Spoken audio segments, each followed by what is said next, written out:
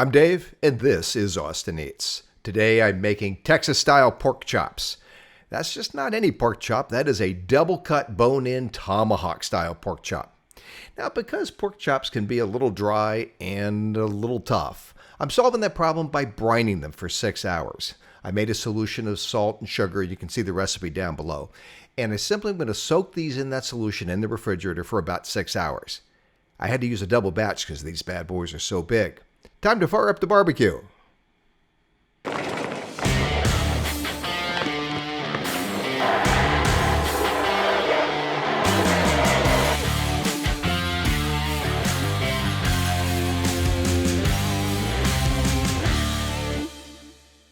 Now that my fire is going, I'm going to add some wood chips. I'm using 5 or 6 pieces of apple and cherry wood. Just spread those all around the fire. I want to be able to smoke these for about an hour and a half, so I don't put them all right in the middle. Then, because this is a Kamado Joe, I have to add my heat deflector. It's basically a split pizza stone that deflects the heat up and away from my pork chops. Then I'm putting down a pan, put a little water in that pan, and that will help keep my pork chops nice and moist. After it's full of water, put the grate back down, and I'm ready to add the pork chops. Whether you're cooking on a Kamado Joe, a Big Green Egg, or some other ceramic cooker, a temperature control device is very helpful to maintain those low temperatures for long periods of time.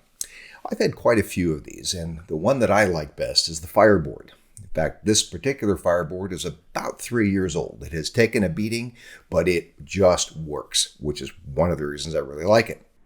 The other thing that I like is that it has room for 6 probes. I generally only cook with 2 at a time, one for ambient temperature and one for the temperature of the roast that I'm cooking. But if I wanted to do more, I could certainly do it with this device. The other thing that I like about it is the user interface. It connects to my smart device, and I simply set up the program that I want to run, and off it goes. For this roast, I set it to run at 225 degrees until the internal temperature hit 145. This graphic is from a different roast. I have my Fireboard connected up to an old fan I had from some other manufacturer's unit, and this is how it controls the temperature. Probes are the weakest link on all of these devices, not because of a manufacturer defect, but generally because of user error. The probes are not designed to take direct heat.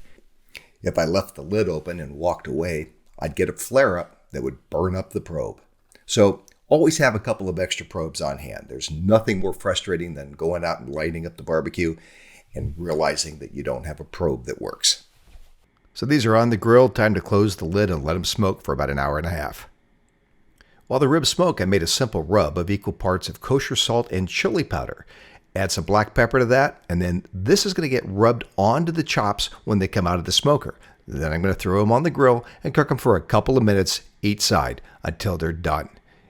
And that is how we cook pork chops in Texas.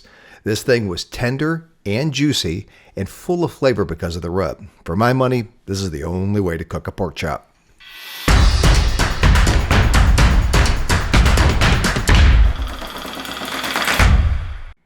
Thanks for watching. If you liked the video, let me know.